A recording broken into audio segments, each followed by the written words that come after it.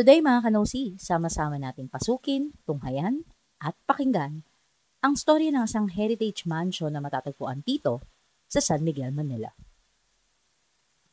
Samahan niyo kaming malaman at masaksihan ang pangyayari at legasiya ng mga nagdaang Pangulo ng Pilipinas. Naintriga kami at na-excite na matunghayan ang koleksyon ng mga damit ng dating Presidente ng Pilipinas mula kay Aguinaldo hanggang kay Duterte. Tiyus Mansion, isa sa mga antique houses na napasailalim sa supervisyon ng Malacanang noong 1970s. Ang orihinal na may-ari nito ay si Valentin Tiyus E. Irizarry na ipinanganak noong 1832 at naghanap ng kapalaran dito sa ating bansa sa edad na 15 anyos. Dito niya rin sa Pilipinas nakuha at nabili ang distillery na galing sa Hagonoy, Bulacan na pagmamay-ari ni Elias Manchatore. At ang distillery nito ay walang iba kundi ang Tanduay Distilleries na situated sa border ng Quiapo at San Miguel, Manila. Pinakasalan niya si Teresa Ferrater Ponter, ngunit sa kasuwaang palad ito'y maagang pumanaw. Sa edad na 62, si Valentin Tiyus ay nag-asawa muli sa ikalawang pagkakataon. Si Dolores Menendez Valdez de Corneliana na nasa edad 20 noong panahon na yun, ang kanya na pangasawa. Opo, 42 years ang kanilang age gap, ngunit age doesn't matter, ika nga, dahil nagbunga yan ng 4 na anak. Ang kanilang mga anak ay sina Valentin III, Dolores, Concepcion, at Valentin Jr. na sa kasawiang palad ay namatay ng bata pa. Nauna silang tumira sa Binondo, ngunit noong taong 1890, sinurpresa ni Valentin Tiyus ang kanyang may bahay ng isang mansyon at ito na nga ang Tiyus Mansion.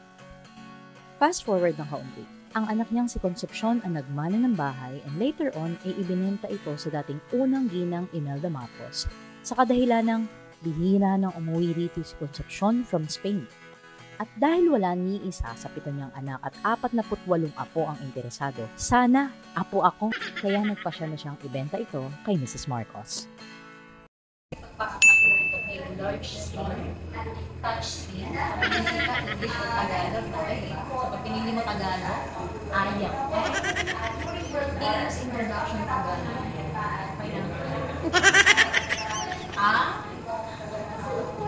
Yes. So, magbibigay siya ng information about what Tiyus Mansion is.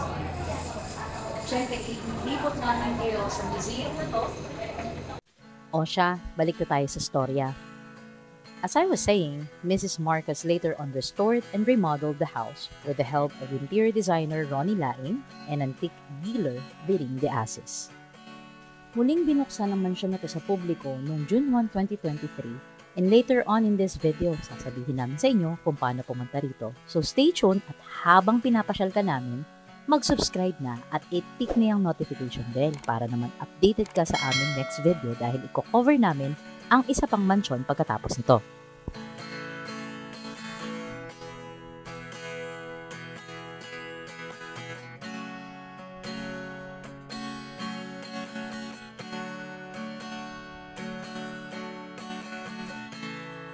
Ayon sa aming research, ang hallway na ito ay dating carriageway at ang ibang parte ay ginawang 12 silid tulugan at meron pang 5 sa itaas. Sana all. Kaya overall, ang mansyon na ito ay nagkaroon ng 17 silid tulugan. Oh, hindi apo yan. Ako lang yan. As you can see mga kanosi, ang watawat ay nasa gilid ko at ang watawat ng presidential seal ay nasa kabila naman.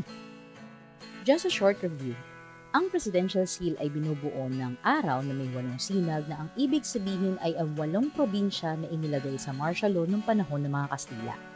While the 3 stars or 3 bituin ay sumasalamin sa Luzon, Visayas at Mindanao. While the sea lion sa middle na bigay ni King Philip II of Spain ay ibinigay sa atin noong 1590s bilang simbolo ng Maynila na naging simbolo ng Pangulo ngayon. Ang lion ay sumisimbolo sa Spain at ayon kay King Philip II of Spain, ang buntot ay dolphin dahil across the sea daw tayo. Half lion, half dolphin. Ako half engkantada lang.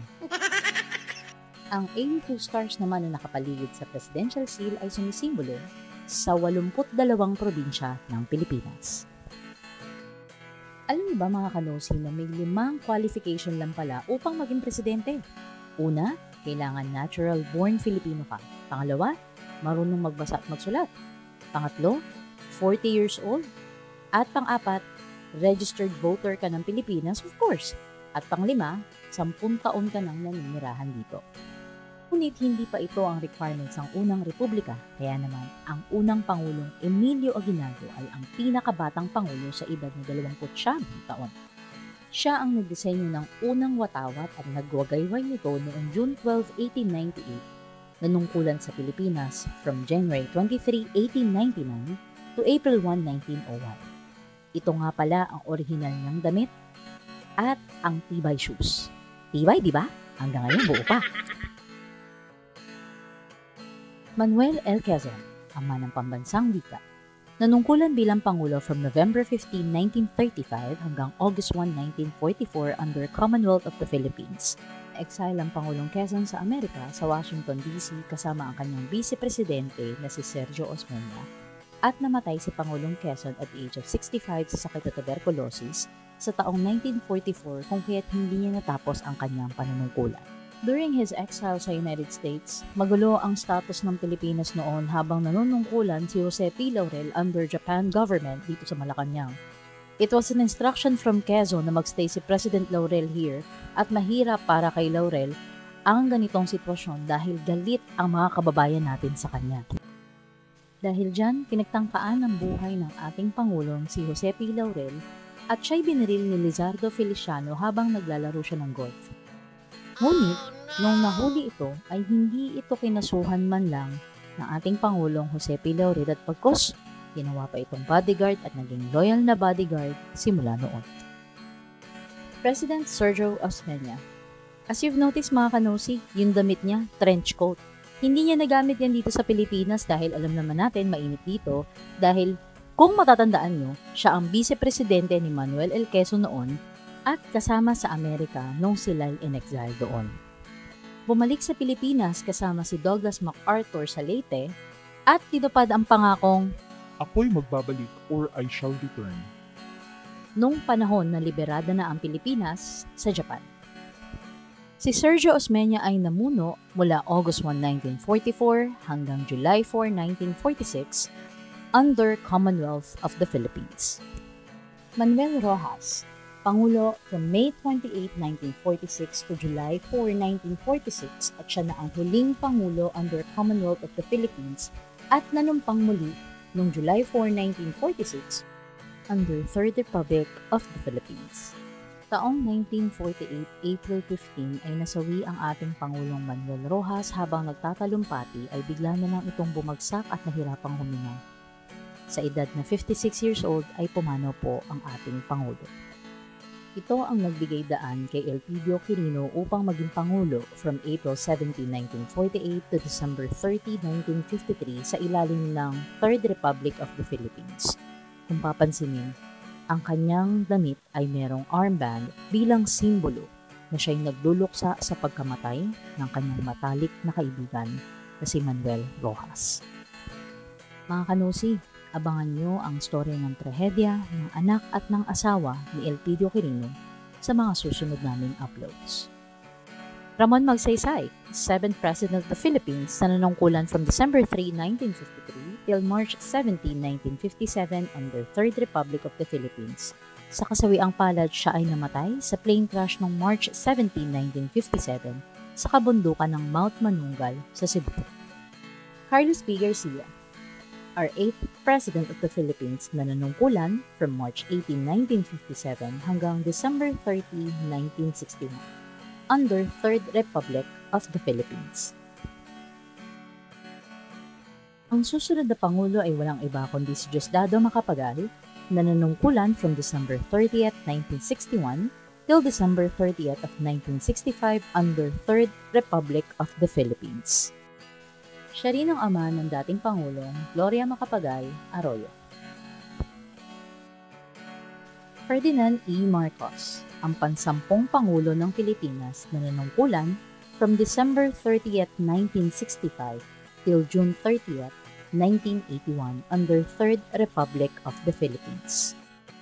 Nahalal muli siyang Pangulo from June 30, 1981 hanggang February 25, 1986 under Fourth Republic of the Philippines kung saan sila ay na-exile sa Hawaii.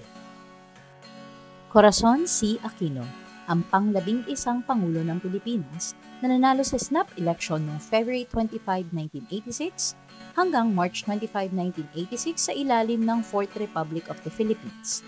Habang ang Pilipinas ay nasa provisional government noong March 25, 1986 until February 2, 1987 dahil isinasagawa ang bagong republika at walang iba kundi ang Fifth Republic of the Philippines. Namuno siya sa Pilipinas from February 2nd of 1987 hanggang June 30th of 1992. Fidel V. Ramos, ang pang-12 Pangulo ng Pilipinas. Namuno siya mula June 13, 1992 hanggang June 30, 1998 under Fifth Republic of the Philippines.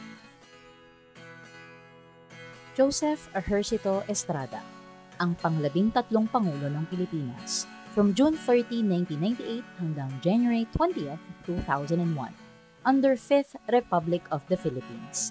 Kung mapapansin, hindi niya natapos ang kanyang termino dahil pinaalis siya sa kanyang pwesto at humalili ang kanyang pangalawang Pangulo na si Gloria Macapagal Arroyo. Gloria Macapagal Arroyo, ang pang-14 na Pangulo ng Pilipinas na namuno from January 20th of 2001 hanggang June 30 of 2010 under sa Fifth Republic of the Philippines. Alam niyo ba mga kanosi na ang susunod nating Pangulo ay naging estudyante ni Gloria Macapagal Arroyo? Yes, Benigno S. Aquino III, ang pang-15 Pangulo ng Pilipinas na namuno from June 30th, 2010 hanggang June 30th of 2016 sa ilalim ng pang-5 Republika ng Pilipinas. Rodrigo Roa Duterte, ang pang-16 na Pangulo ng Pilipinas at ang kauna-unahang Pangulo na nanggaling sa Mindanao. Kung mapapansin niyo mga kanosi, yung sleeve ng kanyang damit ay maikli dahil pinasadya ito para sa kanya.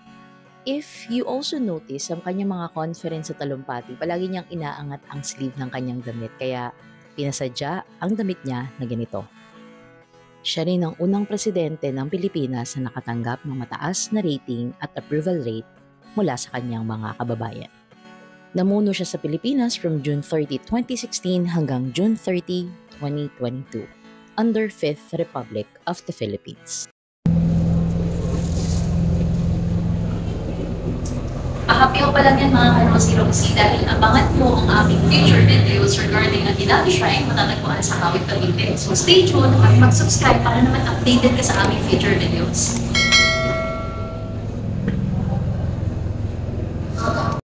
Tunay na mayaman ang Pilipinas sa kasaysayan. Isang napakagandang karanasan ang masilayan namin ng mga damit, memorabilia, mabasa at marinig ang kanilang mga storya na hindi nasi-search sa internet basta-basta. Ang pagbubukas ng mansyon na ito na ngayon tahanan na ng Presidential Museum ay isang magandang atraksyon hindi lang sa mga Filipino, pati na rin sa mga turista. Bukas ang Tius Mansion mula Tuesday hanggang Sunday from 9 a.m. till 4 p.m.